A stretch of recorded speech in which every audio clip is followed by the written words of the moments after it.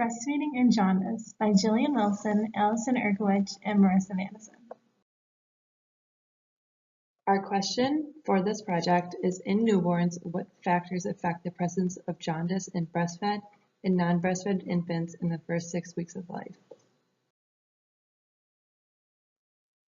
We will start this presentation with a background assessment. Breastfeeding is the best possible option for nutrition. It provides protection from many illnesses. It contains antibodies that will help protect the baby. Babies that are breastfed have less ear, lung, and urinary tract infections in comparison to formula-fed babies. It contains fatty acids, proteins, vitamins, sugar, and fat, and it's easier to digest. Hyperbilirubinemia is the most common cause of neonatal readmission. It is a condition where there is too much bilirubin in the blood. It's difficult for babies to get rid of the bilirubin, and it builds up in the blood and tissues. This buildup results in a yellowing of the baby's skin, eyes, and other tissues. Hyperbilirubinemia results in a large amount of bilirubin to circulate to tissues in the brain. This can cause seizures and brain damage. This condition is called kernicterus. This is a major problem in newborns, and it warrants further research on its causes. Breastfeeding has recently been shown to increase the risk of hyperbilirubinemia. Roughly 2% of breastfed newborns will develop jaundice, thought to be caused from the substances in the milk that decrease the infant's ability to remove bilirubin. There appears to be a relationship between the frequency of breastfeeding and bilirubin levels. So why does change need to occur? Mothers are mostly unaware of the risks, signs, symptoms, and management of jaundice in their breastfed newborn. Mothers and their newborns are being discharged from the hospital too soon and then being readmitted with jaundice. The current interventions going on now for babies with jaundice are breastfeeding education that includes latching, a routine microbilirubin evaluation, and phototherapy. The proposed changes for newborns with jaundice are that nurses need to educate their breastfeeding clients before and after birth of the risk of jaundice in their newborn. Nurses also need to recognize the early signs of jaundice and educate their clients, and they also need to recognize the risk of breastfeeding and jaundice.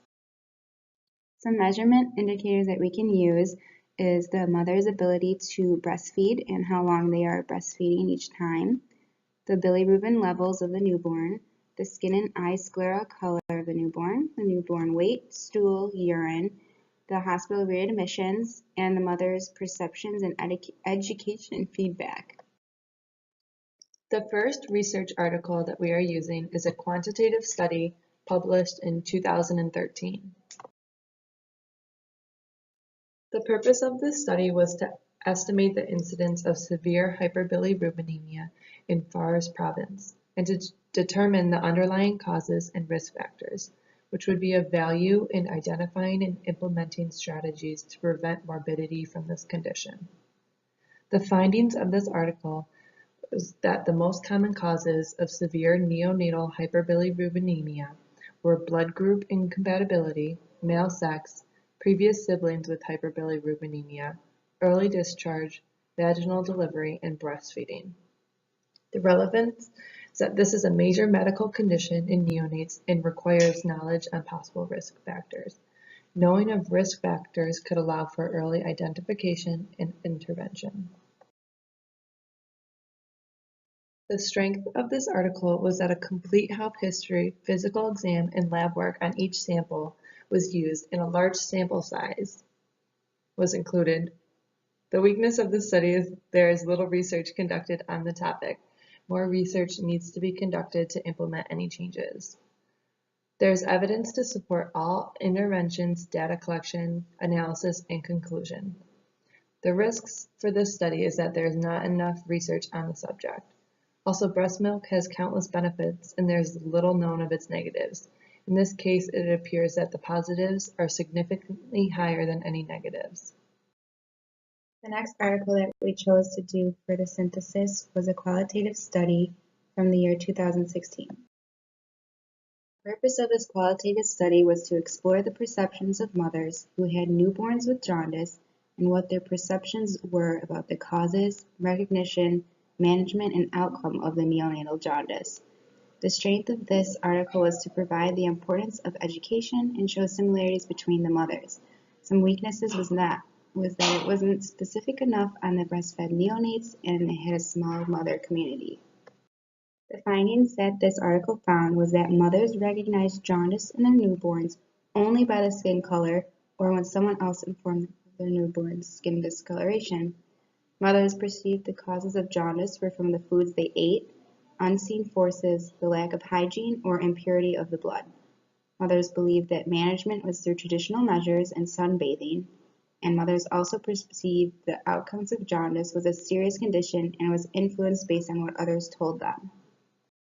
The relevance of this article was that mothers need education on the effects of breastfeeding and the risk of jaundice. The feasibility or the dependability and audibility in a qualitative study is that the study was approved by the district hospital. The support and guidance of the article was from the Professor Rupa, which was a chair of the Department of Pediatrics. Also, other prior studies found similar results, and the participants also shared common perceptions. The benefits that was found from this article is that it informs healthcare providers on the correct way to educate mothers on jaundice. It also shows the importance of including family members in the education. The risks with this article, though, is that mothers may not have the learning ability or want to learn about neonatal jaundice. Also, study findings may not represent other communities. The third article was a quantitative study that was published in 2012.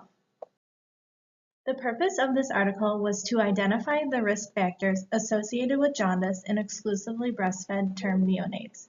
The findings showed that exclusive breastfeeding is a major risk factor for hyperbilirubinemia if nursing is not progressing as well as manifested by excessive weight loss. The relevance showed that it is vital to recognize the risk factors as well as the signs and symptoms of jaundice, for it can have detrimental effects on development if left untreated. Although the study was not able to determine the exact amount of fluids and caloric intake consumed while breastfeeding, it was able to draw the conclusion that early hospital discharge may be a leading factor into the development of neonatal hyperbilirubinemia.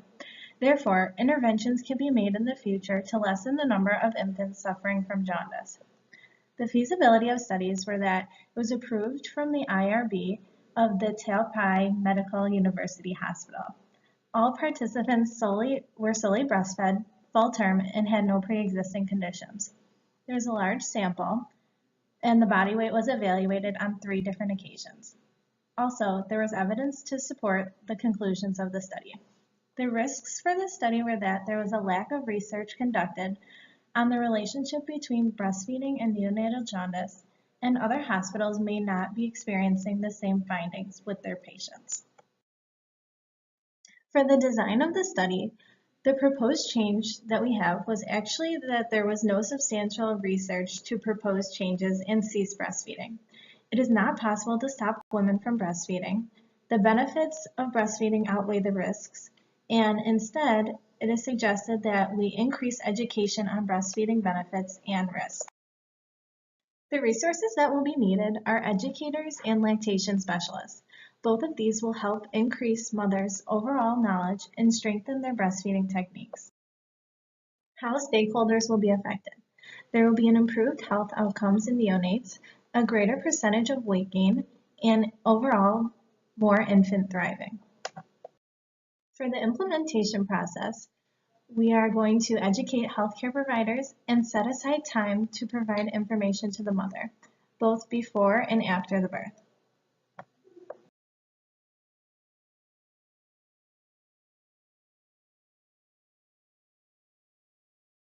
The outcome measures are going to be the frequency of breastfed infants developing jaundice to determine if there's a direct correlation and mother's reverbalization of teachings to ensure proper understanding. In order to implement and evaluate changes, we would need to train current medical professionals on current research and educate them on the advantages and disadvantages to breastfeeding, as well as the signs and symptoms of jaundice. We would then develop and adapt an appropriate teaching experience for mothers during the last trimester. If they want to pursue breastfeeding, educate them on the risk of the newborn developing hyperbilirubinemia. Then educate and give educational materials showing the signs and symptoms of jaundice. The setting would be a local hospital that specializes in women and children. Population would be participants will be obtained from a volunteer basis and utilize 50 healthcare staff members and 100 patients. The measured outcomes would be staff members' reports of confidence on material, post-quiz, and mother's verbalization of signs and symptoms of jaundice. The decision to adapt, adopt, or reject. If mothers report improvement in overall knowledge of signs and symptoms of jaundice and show higher percentage of reporting jaundice in the first 24 hours of symptoms, as well as satisfaction surveys. For integrate and maintain, we need to encourage breastfeeding, but also include education on the risk of jaundice. How will this change be communicated to the stakeholders? We need to educate the mothers prior to birth and postpartum. How will this change be integrated into the policy and procedure standards? We'll do this through meetings with healthcare providers on the importance and correctness on breastfeeding and risk of jaundice, and also educational meetings with the mother and the family. So how can this change be monitored on the process and outcomes? We need to ask the mothers and family members to re-verbalize what was taught, hand out quizzes to the mothers and family so they can select the correct signs and symptoms of jaundice to see if they understand what it is, and ask the healthcare providers on how their education process is going every week and then adjust accordingly. So how can these results of change be disseminated?